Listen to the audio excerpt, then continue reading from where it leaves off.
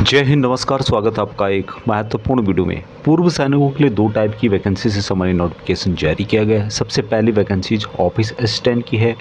मात्र 10वीं पास वाले पूर्व सैनिक यहां पर अप्लाई कर सकते हैं। दूसरी वैकेंसी है सिक्योरिटी ऑफिसर की, वो भी पूर्व सैनिकों के लिए और पैरामिलिट्री फोर्स के लिए है। तो विस्तार से जानेंगे इस वीडियो के माध्यम से। पहली वैकेंसी नाबार्ड की ओर से निकाली गई है। नाबार्ड यानी कि national bank for agriculture and rural development की ओर से। पोस्ट का नाम है ऑफिस असिस्टेंट। सेंट्रल गवर्नमेंट की जॉब है। ऑफिस असिस्टेंट के पद ग्रुप सी के अंतर्गत ये वैकेंसीज रहेगी और ग्रुप सी के अंतर्गत सैलरी यहाँ पर दी जाएगी। ऑफिशियल जो वेबसाइट है www.nabard.org के माध्यम से भी आप इसकी डिटेल्स को चेक कर सकते हैं। ऑनलाइन के माध्यम से रजिस्ट्रेशन 2 अक्टूबर 2024 से लेकर 21 अक्टूबर 2024 तक आप कर सकते हैं। ऑनलाइन एग्जामिनेशन जो होगा इसका 21 नवंबर 2024 को होगा।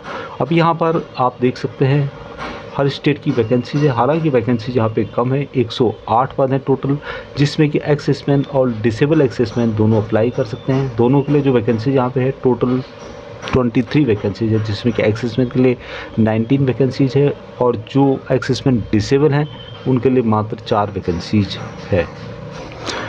एक्सेसमैन की पोस्ट के लिए सभी एक्सेसमैन अप्लाई कर सकते हैं, लेकिन जो डिसेबल एक्सेसमैन उनके लिए यहाँ पे मेंशन किया गया है, इसमें कुछ बदलाव हुआ है कि exserviceman who while serving in armed forces got disabled in operation against the enemy और in disturb area shall be treated as disable exserviceman. यानी कि जो भी सैनिक या जो पूर्व सैनिक एनिमी के दौरान, दुश्मनों के दौरान ऑपरेशंस में इंजर्ड हुए हैं, कैटेगरी हुए हैं या डिस्टर्ब एरिया में हुए हैं, उनको यहाँ पर एक्सेसमैन यानी डिसेबल एक्सेसमैन माना जाएगा। ऑफिस असिस्टेंट के लिए मात्र 10वीं पास होना चाहिए। A candidate should have passed 10th standard from the concern state या फिर UT coming under the state oblique regional office to which she is apply. As यहाँ पर मैक्सिमम 30 साल है, 18 से 30 साल, लेकिन पूर्व सैनिकों को as per central government rule के अनुसार जिस तरह से छूट दी जाती है उसी तरह से यहाँ पे दिया जाएगा। To the extend of service rendered by them in armed forces plus an additional period of 3 years subject to maximum of 50 years. तो मैक्सिमम 50 ईयर्स तक यहाँ पे अप्लाई कर सकते हैं।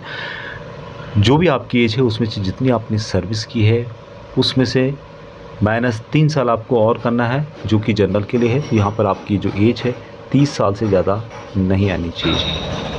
नेक्स्ट इम्पोर्टेंट बात है कि जिस स्टेट से आप अप्लाई कर रहे हैं उस स्टेट का या यूनियन टेरिटरी का आपके पास डोमिसाइल होना चाहिए।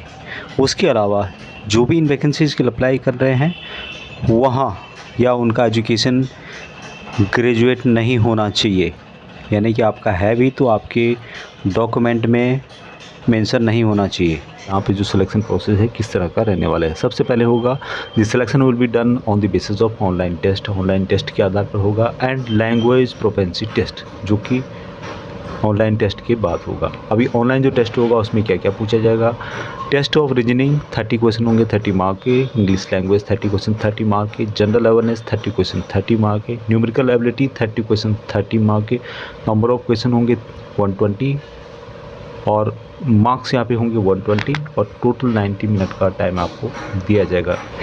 यहाँ पे नेगेटिव मार्किंग भी रखी गई है। For every wrong answer marker 1/4 mark will be deducted as penalty in examination. यानी कि एक क्वेश्चन गलत होने पे 1/4 नंबर आपका काट दिया जाएगा। एप्लीकेशन फ़ीस मात्र पूर्व सैनिकों के लिए और कुछ कैटेगरी के लिए मात्र 50 रुपये रखी गई है। बाकी अदर कैटेगरी के लिए 500 रुपये तक एप्लीकेशन फ़ीस देखने को मिलेगी। हाउ टू अप्लाई, किस तरह से अप्लाई करना है और क्या इसका प्रोसेस रहेगा। सबसे पहले एप्लीकेशन रजिस्ट्रेशन होगा, उसके बाद पेमेंट ऑफ एप्लीकेशन फ़ीस, उसके बाद photographs and signature scan and upload. तो इस तरह से यहाँ पे इसका प्रोसेस रहेगा। डिटेल्स नोटिफिकेशन आपको वीडियो के डिस्क्रिप्शन में, व्हाट्सएप ग्रुप में या फिर टेलीग्राम ग्रुप में मिल जाएगा। नेक्स्ट वैकेंसीज CSIR यानी कि राष्ट्रीय वनस्पति अनुसंधान संस्थान, national botanical research institute Lucknow की ओर से निकाली गई है। हालांकि ये भी सेंट्रल गवर्नमेंट की जॉब रहने वाली है। यहाँ पर आपको 3 टाइप के पद मिलेंगे, जैसे security officer, junior stenographer, junior Hindi translator की। इसका जो ऑफिशियल एड्रेस है www.nbri.res.in के माध्यम से आप अप्लाई या फिर इसकी ऑफिशियल वेबसाइट को विजिट कर सकते हैं। 21 सितंबर 2024 से लेके 21 अक्टूबर 2024 तक आप ऑनलाइन के माध्यम से इन वैकेंसीज़ के लिए अप्लाई कर सकते हैं। अभी यहाँ पर जो पूर्व सैनिकों के लिए जो पद दिया गया है यह है सुरक्षा अधिकारी यानी कि सिक्योरिटी ऑफिसर का अनरिजर्व के लिए एक पद है।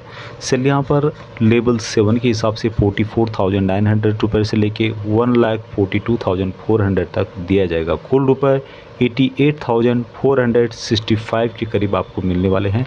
पे लेवल 7 के अंतर्गत आपको यहाँ पर सैलरी दी जाएगी। मैक्सिमम जो एज है 35 ईयर है। अब इसके लिए कौन कौन अप्लाई कर सकते हैं उसकी जानकारी भी यहाँ पर डिटेल में बताई गई है कि जो भी एक्सेसमेंट जीसीओ सुबेदार और हायर रैंक और equivalent rank in other paramilitary forces के वो इसके लिए अप्लाई कर सकते हैं। काम यहाँ पे क्या रहेगा उसकी डिटेल्स यहाँ पे बताई गई है।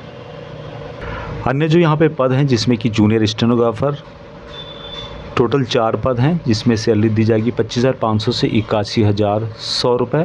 टोटल 52,575 आपको स्टार्टिंग में मिलेंगे। उसके अलावा दूसरा जो पद है यहाँ पे कनिष्ठ हिंदी अनुवादक का जूनियर हिंदी ट्रांसलेटर का एक पद है जिसमें कि 35,400 रुपये से लेके 1,12,400 रुपये आपको सैलरी यहाँ पर दी जाएगी। अभी सिक्योरिटी अफसर के लिए जो मेंशन किया गया है कि मौजूदा आवश्यक योग्यता और आयु रखने वाले इस पद के लिए आवेदन करने वाले उम्मीदवारों को शारीरिक और व्यक्तिगत मूल्यांकन परीक्षण के लिए आमंत्रित किया जाएगा जो कि अर्हक प्रकृति का होगा। यानी कि यहाँ पर जो फिजिकल एक्टिविटी होगी वहाँ एक क्वालिफाई नेचर की होगी और क्वालिफाई जो भी फिजिकल एक्टिविटी में करेगा उसको लिखित परीक्षा के लिए बुलाया जाएगा। अभी फिजिकल यहाँ पे दिया गया है किस किस टाइप का होने वाला है। सामान्य वर्ग के लिए जो हाइट यहाँ पे मांगी गई है 167 सेंटीमीटर, पहाड़ी क्षेत्र के लिए 165 सेंटीमीटर और एसटी श्रेणी के लिए 162.5 सेंटीमीटर। उसके अलावा यहाँ पर जो चेस्ट है, चेस्ट का रिक्वायरमेंट जो 80 सेंटीमीटर नॉर्मल सामान्य के लिए है, पहाड़ी क्षेत्र के लिए 80 सेंटीमीटर है और जो एसटी कैटेगरी हैं उनके लिए 77 सेंटीमीटर दिया गया और सभी को यहाँ पर 5 सेंटीमीटर फुलाना जरूरी है। पहाड़ी क्षेत्र में गढ़वाल, कुमाऊं, हिमाचल प्रदेश, गोरखा, डोगरा, मराठा, कश्मीर घाटी, लेह लद्दाख और पूर्वोत्तर क्षेत्र के जो है सिक्किम के पहाड़ी क्षेत्र हैं उनको यहाँ पर छूट मिलने वाली है।